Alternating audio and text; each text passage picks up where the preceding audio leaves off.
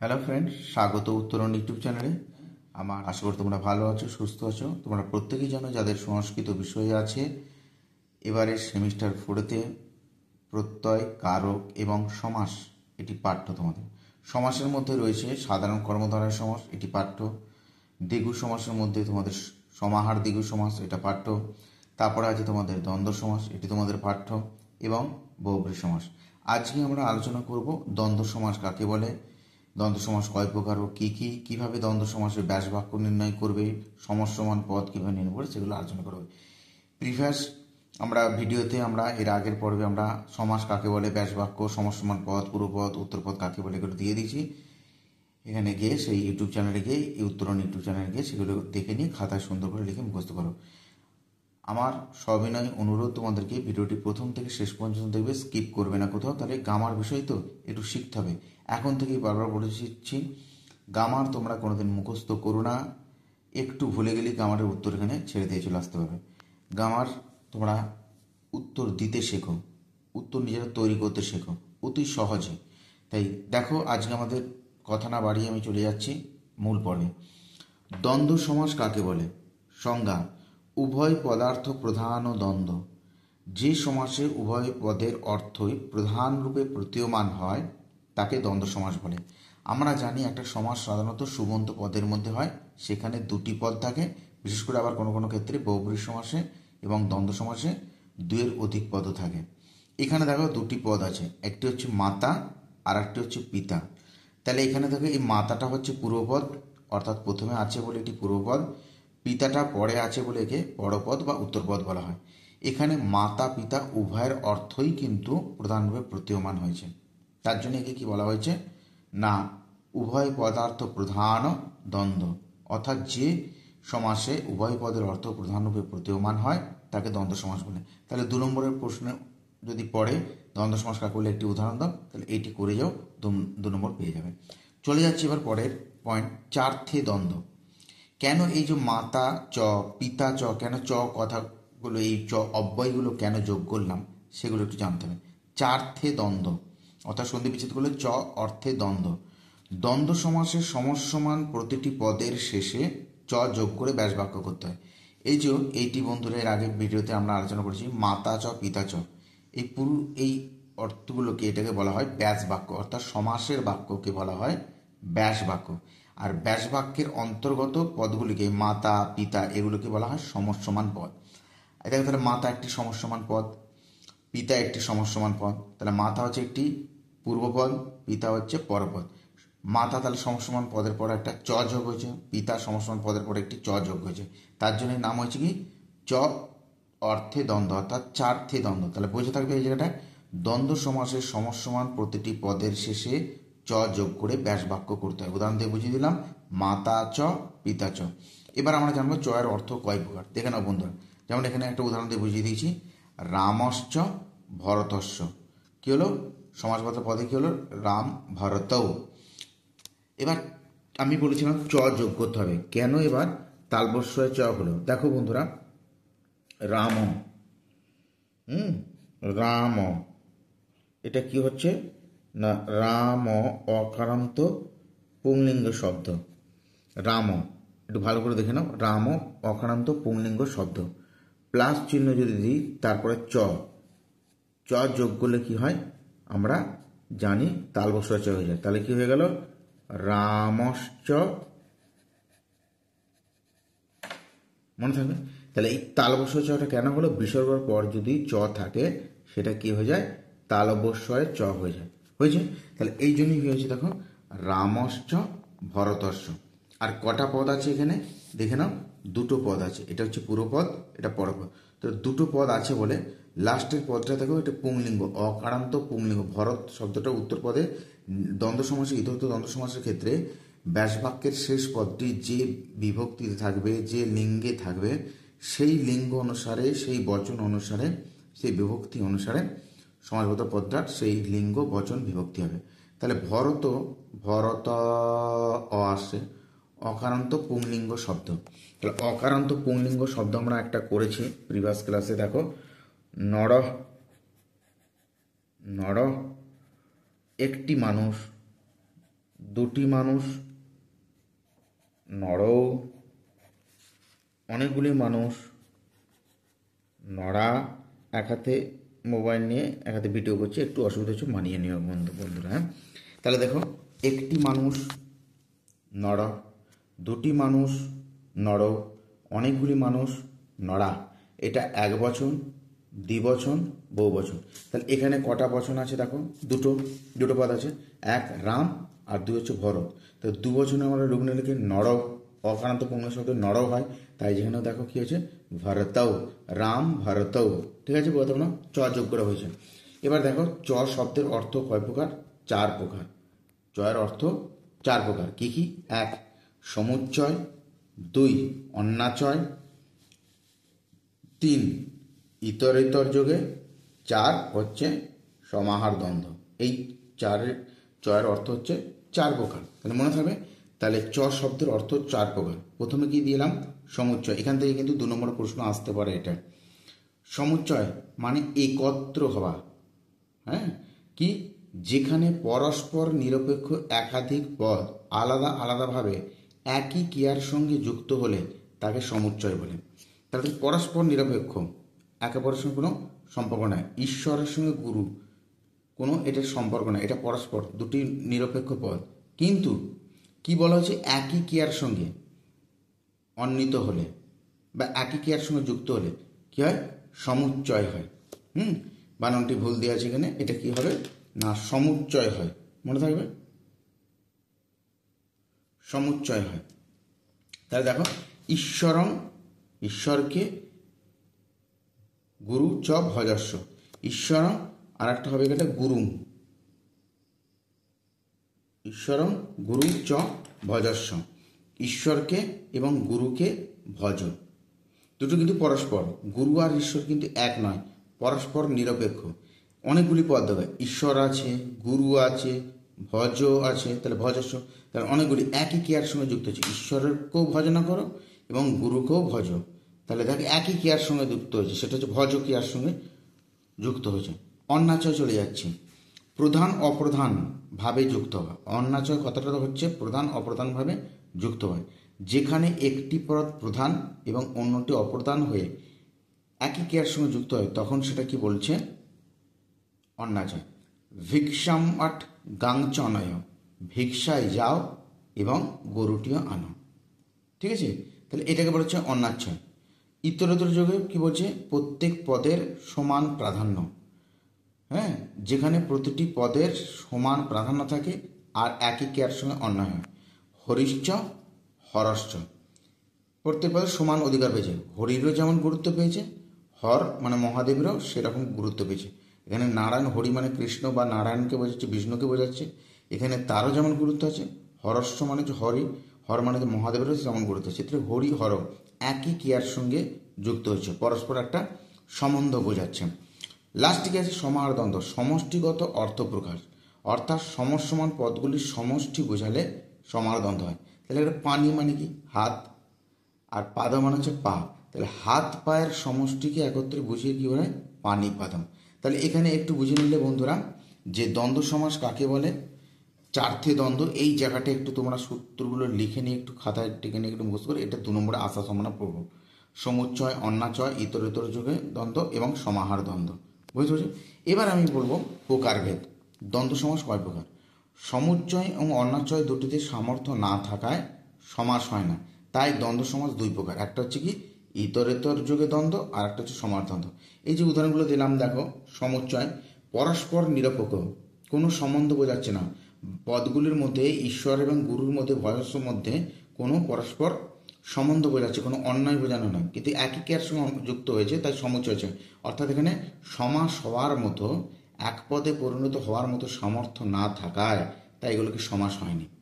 অন্যাচয় তাই, যেখানে একটি প্রধান পদ একটি অপরটি অন্য প্রধান পদ থাকায়, অপ্রধান পদ থাকায় এবং একই ক্রিয়ার সঙ্গে যুক্ত হলেও কিন্তু সমাস হওয়ার মতো সামর্থ্য না থাকায় এগুলো সমাস হয়নি। সেই অর্থে কিন্তু ইতরেতর যোগ এবং সমাহার দ্বন্দ্ব এদের মধ্যে সামর্থ্য থাকার জন্য সমাস হচ্ছে। তাই সেই অর্থে দ্বন্দ্ব সমাস হচ্ছে কয় প্রকার? না 2 প্রকার। চলে যাচ্ছে এবার বন্ধুরা, পরে আমরা চলে এলাম বন্ধুরা। এবার দেখো, আমরা দ্বন্দ্ব সমাসের ভাগগুলো এবার আস্তে আস্তে জানবো। ইতরেতর দ্বন্দ্ব সমাস কাকে বলে? সংজ্ঞা আসতে পারে পরীক্ষায়, 2 নম্বরে আসতে পারে, উদাহরণ সহ জানতে পারে যে ইতরেতর দ্বন্দ্ব সমাস কাকে বলে, একটি উদাহরণ দাও। জেনে নাও সংজ্ঞাটা, তোমরা খাতায় টুকে নেবে। পরস্পর যোগ বোঝালে বা পরস্পর সমন্বয় বোঝালে একাধিক সুবন্ত পদ একই ক্রিয়ার সঙ্গে অন্বিত হলে ইতরেতর দ্বন্দ্ব সমাস বলে, তাকে ইতরেতর দ্বন্দ্ব সমাস বলে।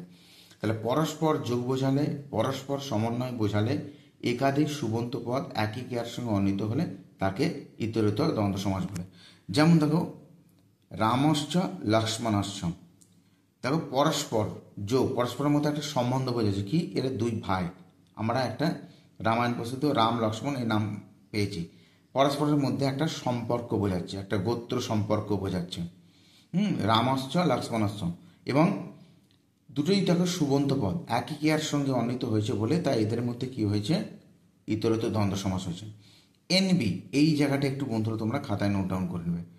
পুংলিঙ্গ সমাসের ক্ষেত্রে আমি বলেছি দ্বন্দ্ব সমাস করতে গেলে প্রতিটি সমসমান পদের পর একটা করে চ যোগ। পুংলিঙ্গের ক্ষেত্রে আমরা তালবস্য চ হবে ব্যাস বাক্যে। এই রামস্য লক্ষ্মণস্য মানে সমাসের বাক্যকে আমরা ব্যাস বাক্য বলি, অর্থাৎ যে সমস্ত শব্দ সমষ্টি বা পদ সমষ্টি মিলিত হয় এক পদে পরিণত হয় তখন সেটাকে আমরা ব্যাস বাক্য বলি। তাই রামস্য লক্ষ্মণস্য এটাকে আমরা কি বলবো, ব্যাস বাক্য। আর ব্যাস বাক্যের মধ্যে দেখো রাম একটি পদ, এটাকে সমসমান পদ বলা হয়, লক্ষ্মণ এই একটি পদ, এটাকেও সমসমান পদ বলা হয়।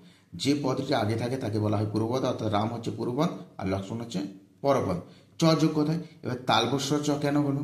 এর আগে আমি কিছুক্ষণ আগেই বললাম যে তালবস্য কেন হল, চ হলো কেন? বিসর্গের পর এই যে রাম, বিসর্গের পর যদি চ থাকে সেটা কি হয়ে যায়, সন্ধি নিশ্চিত করতে হবে, সমাসের সন্ধি অবশ্যই কর্তব্য, তাহলে সেখানে কি হবে, তালবস্য চ হয়ে যাবে। তাই জন্য এখানে কি হলো, রামস্য তালবস্য চ হয়ে গেল। বুঝতে পারলাম? লক্ষ্মণস্য, লক্ষ্মণ তো বিসর্গের পর যদি চ থাকে লক্ষ্মণস্য। স্ত্রীলিঙ্গের ক্ষেত্রে কি হবে না, চ হবে ব্যাস ভাগে। যেমন সীতা লতা শব্দ, লতা শব্দের পর দেখো সীতা আকান্ত শব্দ চ আছে, তালবস্য চ হয়নি কিন্তু। গীতা চ, সীতা চ, সীতা চ গীতা চ, চ হয়েছে। এবার লাস্টের পদটি দেখো আকারান্ত স্ত্রীলিঙ্গ শব্দ, গীতা লতা শব্দ, লতার দ্বিবচনে, এটা দুটো পদ আছে, এক বচন দ্বিবচন বহুবচন, দুটো পদ আছে তাহলে দুবচন, তাহলে কি হচ্ছে, লতা শব্দের দ্বিবচনে কি আছে, লতা লতে লতা, বহুবচনে লতা, তাহলে দ্বিবচনের লতে, তাই জন্য কি হয়েছে সীতা গীতে। বুঝতে পারলাম? আর ক্লিবলিঙ্গে কি হয় না, ইয় চ হবে, অনুস্বারের পর যদি চ যোগ হয় সেটা কি হয়ে যায় না, ইয় চয় হয়ে যায়। বুঝতে পারলাম? তাহলে একটু আবার বুঝিয়ে দিই তোমাদেরকে এখানটায়। দেখো ইয় ক্লিবলিঙ্গের ক্ষেত্রে ক্লিবলিঙ্গের শব্দ আমরা একটা পড়েছি, সেটা হচ্ছে কি না ফলম, ফলম, হ্যাঁ, প্লাস চ, ফলম চ, এইটা। তাহলে এখানে যদি আমরা করি এটাকে সন্ধিযুক্ত করি তাহলে কি হয়ে যাবে, ফল ইয় চ হয়ে যাবে, ফলম চ। একটি ফল, একটি ফল ফলম, দুটি ফল ফলে, অনেকগুলি ফল ফলানি, ফলম ফলে ফলানি। দেখো তাহলে ফলম ফলে, একটি ফল ফলম, দুটি ফল ফলে, অনেকগুলি ফল ফলানি। তাহলে এখানে কি দেওয়া হয়েছে দেখো, পত্রঞ্চ পুষ্পঞ্চ, তাহলে কি হলো পত্র পুষ্প, লাস্টে থেকে পুষ্পটা কি হচ্ছে ক্লিবলিঙ্গ শব্দ, তাহলে দুটো পদ আছে, পত্র একটা পুষ্প একটা, দুটো, তাহলে ফল শব্দটা যদি দেখিয়ে দিচ্ছি দেখো, ফলম ফলে দ্বিবচন রূপ নিচ্ছে ফলে, তাহলে এখানেও দেখো কি হয়েছে পত্র পুষ্পে। এগুলো একটু জানবে। আচ্ছা তারপরে সূত্র দেখো, এই সূত্রগুলো একটু ভালো করে দেখো। আনঙ্গ ঋত দ্বন্দ্বে দুটি ঋকারান্ত শব্দ থাকলে তাদের মধ্যে গোত্র বিদ্যা সম্পর্ক থাকলে পূর্বপদের ঋ স্থানে আ হয়, ঋটা কি হবে আ হয়। গোত্র সম্বন্ধ হচ্ছে পিতা চ পুত্রস্য, সমাসগত পদে কি হয়েছে পিতা পুত্র। মেন শব্দটা তোমরা 11 ক্লাসে পড়ছো, ঋকারান্ত শব্দ পিতৃ, পিতৃ শব্দ পিতা পিতরৌ পিতর পিতরম পিতরৌ, পিতা পড়েছো, মাতা মাতর মাতর এইগুলো পড়েছো, আবার দাতা দাতারও দাতারও পড়েছে এগুলো শব্দগুলো। তাহলে পিতা শব্দের মেন শব্দটা কি ঋকারান্ত শব্দ, পিতৃ, পিতৃ থেকে কি হয় পিতা, তার জন্য দেখো ব্যাস বাক্যে কি হয়েছে পিতা চ পুত্রস, আর পিতা পুত্রের মধ্যে একটা সম্পর্ক আছে, এটা কি সম্পর্ক না গোত্র সম্বন্ধ। তাই তার জন্য কি হয়েছে এখানে কি বলেছে, দুটি ঋকারান্ত শব্দ থাকলে, দুটি ঋকারান্ত শব্দ তাদের মধ্যে গোত্র বিদ্যা সম্পর্ক থাকলে পূর্বপদে, তাহলে পূর্বপদ কোনটা পিতৃ, পিতা আছে, তাহলে পিতৃ থেকে কি হলো পিতা, রি স্থানে কি হলো আ হলো। বিদ্যা সম্বন্ধ হোতাচ হোতাচ, এটা বেদের যারা বৈদিক যজ্ঞ করে সেই পুরোহিতকে আমরা হোতা বলি এবং তাদের ছাত্রকে আমরা পোতা বলি, হোত্রী পত্রী, ঠিক আছে। তাহলে হোত্রী থেকে কি হলো হোত্রী থেকে হোতা, হ্যাঁ। তাহলে হোতাচ হোতাচ কি হলো সমাসবদ্ধ করে, সমাসবদ্ধ পদে কি হলো হোতা পোতারৌ, পোতারৌ, হোতা পোতারৌ। দেবতা দ্বন্দ্বে চ, ভালো করে বুঝে নাও পরের সূত্র। দেবতাবাচক পদের দ্বন্দ্ব সমাসে পূর্বপদের অন্তবর্ণ মানে শেষ বর্ণ স্থানে আ হয়। দ্বন্দ্ব সমাস কিন্তু এই কিছুক্ষণ আগে বললাম দুই প্রকার, সমাহার দ্বন্দ্ব, ইতর দ্বন্দ্ব। মনে রাখবে যা কিছু একটা পরীক্ষা আসতে পারে যে দেবতাবাচক দ্বন্দ্ব সূত্রানুসারে একটি দেবতা দ্বন্দ্ববাচক সমাগত পদের উদাহরণ দাও। তাহলে এখানে তোমরা মনে রাখবে মিত্রশ্চ বরুণশ্চ, দুটোই দেবতা। মিত্রা উচ্চারণ কি আসছে দেখো, অন্তবর্ণ তয়ের অফলা কি আসছে অ, মিত্র অ আসছে। তাহলে আমরা সমাসবদ্ধ পদে সেটা আমি কি করলাম আ, মিত্র থেকে মিত্রা, তাহলে সমাসবদ্ধ পদে দেখো মিত্রা বর্ণ। যখন ব্যাস বাক্য করছিলাম তখন কি করছিলাম আমরা মিত্রস্য বরুণস্য, তার জন্য কি বলা হচ্ছে দেবতা দ্বন্দ্বে চ। দেবতাবাচক পদের দ্বন্দ্ব সমাসে পূর্বপদের অন্তবর্ণ, অন্ত মানে শেষ বর্ণ, তাহলে অন্তবর্ণ পূর্বপদের অন্তবর্ণ কি মহাশয় তৈরা ফলা মিত্র, এটা শেষ বর্ণ, তারপর ওটা বাদ দাও, ওটা তো চটা যোগ হলো মিত্র, মিত্র অটা কি হবে আ হবে, বুঝতে পারলাম। চলে যাবো তারপরে আছে ইদগ্নে সোম বরুণ, এটাও একটা দেবতাবাচক। দেবতাবাচক পদের দ্বন্দ্ব সমাসে সোম আর বরুণ এই শব্দ পরপদ হলে, তাহলে সোম এবং বরুণ পদটা যদি পরে থাকে তাহলে অগ্নির অগয়দন্তনা হর্ষ ইকারের স্থানে কী হবে দীর্ঘ ইকার হবে। দেখো ব্যাস বাক্যটা কী করেছি অগ্নিশ্চ বরুণস্য, আর বরুণ পদটা যে বলা হয়েছে সূত্রে না, বরুণ পদটা যদি পরে থাকে ইদগ্নে সোম বরুণায়া, তাহলে বরুণ পদটা যদি পরে রয়েছে বলে দেখো অগ্নির এখানে অগয়দন্তনা হর্ষ আছে, কিন্তু সমাসবদ্ধ পদে যখন আমরা করব হর্ষ ইকারটা দীর্ঘ ইকারে পরিণত হবে। এইগুলো খাতায় বন্ধুরা যদি টুকে নিয়ে যদি বাড়িতে স্টাডি করো তাহলে নিশ্চিত গামার কোথাও আটকাবে না। আর যদি স্কিপ করে চলে যাও বা মুখস্থ না করো তাহলে ওখানে গামার উত্তর ভুল করতে চলে যাবে, 2 নম্বর বাদ চলে যাবে। ঠিক আছে, তাহলে বোঝাতে পারলাম। চলে যাচ্ছে আমরা পরের সূত্র, দিব দেব্যা, দিব দেবা। দেবতাবাচক পদের দ্বন্দ্ব সমাসে পূর্বপদ দ্বীপ শব্দের স্থানে দেব্যা আদেশ হয়। দ্বীপ শব্দের স্থানে আমরা কি করব দেবা করব, হ্যাঁ। যেমন হচ্ছে দিবস পৃথব, দেব্যা পৃথব, দৌশ্চ পৃথিবস্তু, দেব্যা পৃথব, এগুলোগুলো দিব দেব্যা এগুলো মনে রাখবে। আর তারপরে সূত্র কি দেওয়া হয়েছে মাতর পিতরাভু দিচাম, মাতৃ শব্দ পূর্বপদ হলে এবং উত্তর পদে মানে পরপদে পিতৃ শব্দ থাকলে পূর্বপদে মাতৃস্থানে মাতর হয়।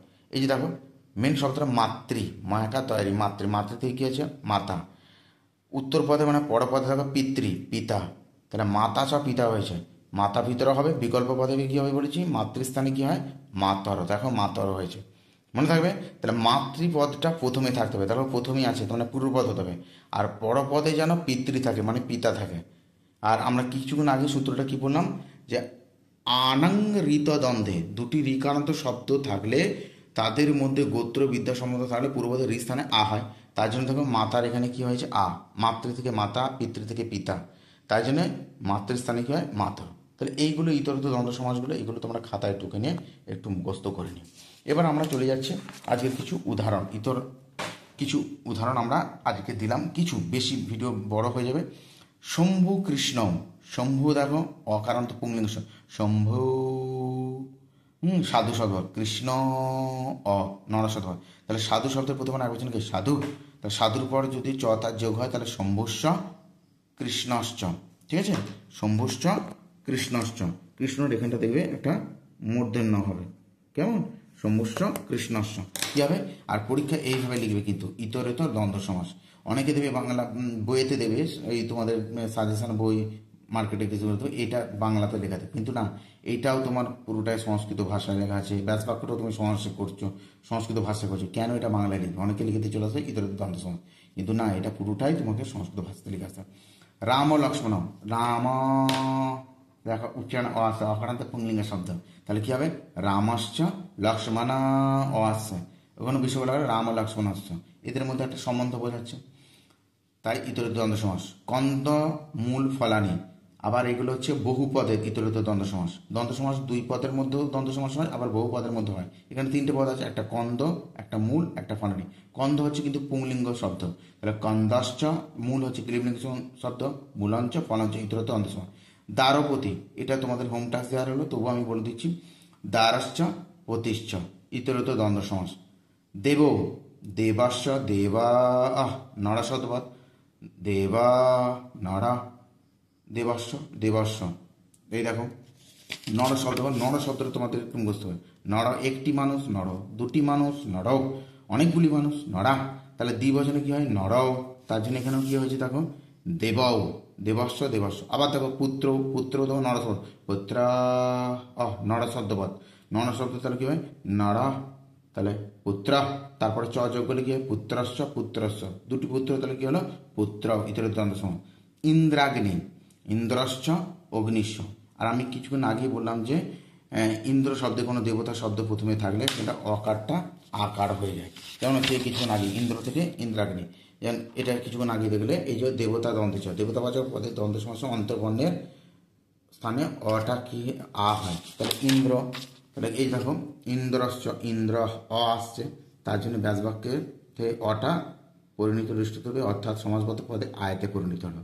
ব্যাস বাক্যে দেখো ইন্দ্রশ্চ দেবতা দ্বন্দ্ব বোঝালে সেখানে যদি কোনো দেবতা পদের শেষে যদি অন্তবর্ণে আসে, ইন্দ্র আসে, তাহলে সমাসবদ্ধ পদে সেটি আয় পরিণত হবে, তাই জন্য ইন্দ্রাগ্নি হলো। ঠিক আছে। পত্র পুষ্পে, পত্র ক্লিবলিঙ্গ, ফল শব্দ ফলম ফলে ফলানি, তাহলে পত্রাংচ পুষ্পাংচ।